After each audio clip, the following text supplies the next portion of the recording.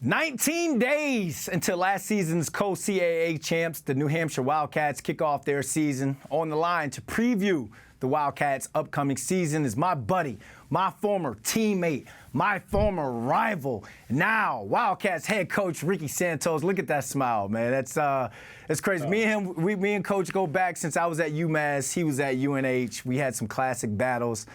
Chip Kelly was the offensive coordinator at UNH. Ricky Santos was the quarterback. Legendary. What's going on, my friend? Brandon B. London, whatever we used to call you, man. I appreciate you having me on. We did, for all the viewers out there, we had some epic battles back in the day. Brandon was one of the best competitors I ever went against. To be honest, we hated each other all throughout college. I was on the losing end of those. I think 1 out of 3, 1 out of 4 times, and then we became dearest of friends when we got together up in Montreal. So, man, I really appreciate you having me. With the Alouettes, man, no one wants to hear you shout praise to me. They want to hear you talk about this Wildcat football team, my man. So let's start with the offense. Junior quarterback Mac Brosmer is back. How's he looking? How's that offense looking this year? He looks great, to be honest with you. He's a phenomenal leader. You know, he plays with a passion out there. He's an extension of the coaching staff at this point in his career. You know, we'll get done practice. You know, he showers, takes care of his body, does all his prehab stuff on his shoulder, and then he comes back in and he watches practice with us. And, you know, by the back half of last year, you know, we had so much faith and trust in him and how he saw the game that he would have a heavy input in the system. So, you know, he's somebody that we feel really confident with. We've added some more pro-style elements to the offense with some check-with-me stuff at the line of scrimmage and kind of going to give him the reins and cut him loose and let him go out there and put us in the right place. So it starts with him. We got a veteran offensive line that I'm excited about with our captain, Osha Omenyeni, playing center. You know, he's somebody who's played 3 or 4 different positions on the offensive line throughout his career. And then the guy who I think has the opportunity to be one of the best players in all of FCS is Dylan Lobby.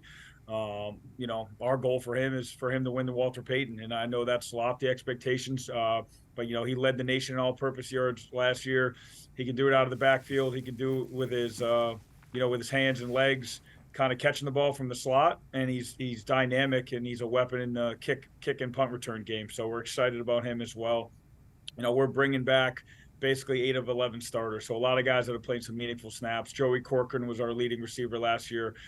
He's coming back. He was more of a possession guy, but I think he's made a huge concerted effort to get stronger in his lower half. He's more explosive.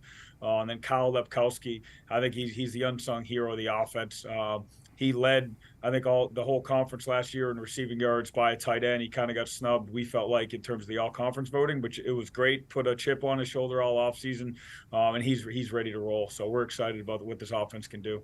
All right, let's Riverside it. Let's talk about the defense. I mean, you guys are known for your offense, but your D-line leads the way with 2 preseason all-conference picks. So, Rick, man, what expectations have you put on this defense this year, and how good can this UNH defense be this season?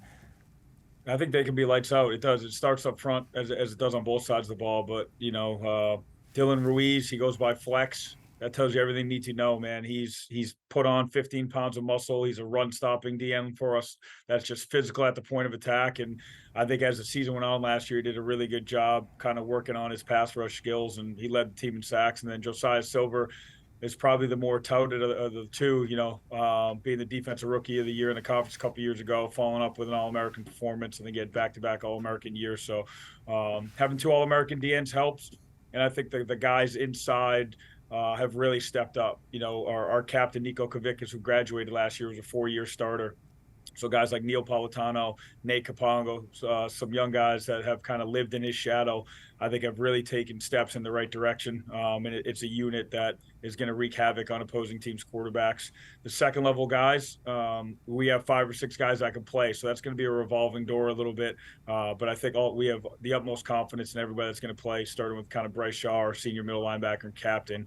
And then on the back end, you know, both of our corners are coming back. Randall Harris is somebody who's played some meaningful snaps for us. He transferred in a couple of years ago from Western Michigan. So, you know, he's somebody who I think could be a really good player. And then Noah Stansberry, our field corner, he started at safety last year. We moved him, was a little apprehensive with the move, and I think he's bought into it fully And he's somebody that, it allows us to be multiple on defense. We can play man-to-man. We can pressure. I look back some of those epic defenses you guys had at UMass, and you could do that because you had lockdown corners on the edges where you just felt like, hey, we're gonna get after you. We're gonna get in your face and make you make those tough throws down the field. So I feel really good about that unit. You got to be able to play man-to-man, especially when it's the game's on the line. We talk offense, Rick. We talk defense. Let's talk about you, man, your coaching staff. You guys were picked second in the conference, and you have a top 15 national ranking in FCS. 5-6 2 years ago, I believe. 9-4 last season. Guys can walk around like their stuff don't stink, man. So how, as you as a coach and your coaching staff, how do you guys make sure your players don't get complacent when it comes to these rankings? And how do you keep them hungry throughout such a long season? Yeah, that's great. I think it's one, the opening night of camp, having that preseason talk, and you're kind of setting the expectations. And we said, it's one thing to prove people wrong. Picked 9th last year, we're co-champs. Obviously with William & Mary and your father's squad. And that was something that every single week, we were like, we're going to prove the pundits wrong. We're going to play with a chip on our shoulder. We're going to have an edge. We're going to have a demeanor about us. And we certainly did that. I think it's a whole different animal to prove people right. But the great thing is I reminded these guys is why they came to the University of New Hampshire. We expect to be a top 25 team every single year. We expect to be in the playoffs. We expect to compete for league championships and compete for national championships. So there's an immense amount of pressure when you sign to the University of New Hampshire. And we firmly believe that pressure is a privilege. These guys earn the right to feel that.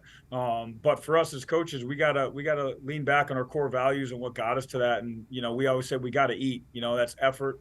That's accountability. That's toughness. So we want to be the hardest working, most relentless team in the country. We want to be accountable to our brothers and make sure that as leaders, we always talk about the aspect of being a leader, in particular the captains and the guys that have been there for a while, and how lonely that really is if you want to do it correctly. So it's calling your teammates out, calling your brothers out when they're not living up to programmatic standards. And then the toughness part of it, that mental and physical toughness to do it day in and day out, and kind of be emotionally detached from the results. So I want guys that love to practice, that love to get better at their craft. Don't worry about the game, man. We still have so much more to go in camp even before we get to the opener against Stonehill. So just kind of that daily discipline thought process of how can I be the best version of myself? Like it's me versus me. It's never me versus you. And I think if we're the best version of ourselves every single week, we're going to have a really good opportunity to win a lot of football games this year. All about getting 1% better each day. Ricky Santos, man, love you, bro. So proud of you, bro. Good luck this season to you and the team. And you open up their season against Stonehill. So thanks for joining us, my man. Thanks for having me. I love you too, brother. Keep doing a good thing.